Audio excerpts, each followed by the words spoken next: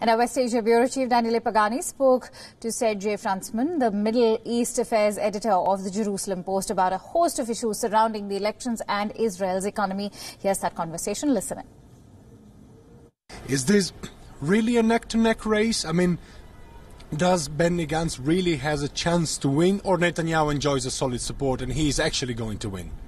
Well, I think Netanyahu has shown in the past, in like the 2015 elections, that he can be polling far below where he actually surges on election day. Last time it was like 8 seats. But I don't think that's possible now, because actually he's polling quite high. It's not like he's an underdog. So actually I think we may see him come in kind of where he is, and Gantz will come in close to him.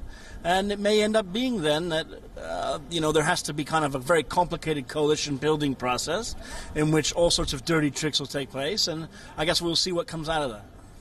And when it comes to foreign policy, is there any actual difference between the two possible winners of this election? I mean, will Israel's stance on important issues like the relations with Iran or the relations with the United States change if Gantz gets elected or if Netanyahu gets elected for the 5th term?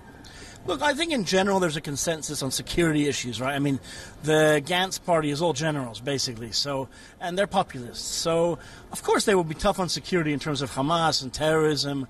Of course, they're against the Iranians having a nuclear bomb. They're against Hezbollah. Of course, they're for the U.S. alliance. But I think there will be minor differences. I think that they may be willing to test out the peace process again, whereas Netanyahu is very, very cynical. I think Netanyahu has a much closer relationship with Russia than perhaps Gantz or the others do, which is a kind of interesting dynamic regarding the Iranian role in Syria. So, this could be a different team.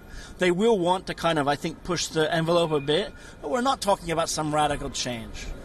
One last question before I let go of you. There are hints about a possible large coalition which actually will comprise also Benny Gantz if Netanyahu wins.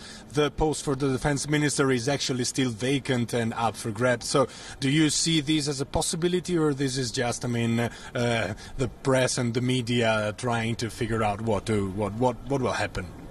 Well, I think if Netanyahu comes in first, he might eventually invite the Gantz people to join his coalition or try to break them into pieces and let a part of them come into the coalition. I think if the Gantz people come in first, of course, they will try to form a government. But of course, Netanyahu's friends on the right will try to block that. And so it's a question if the Gantz people can kind of hold out enough goodies for them. It's entirely possible there could be a national unity government.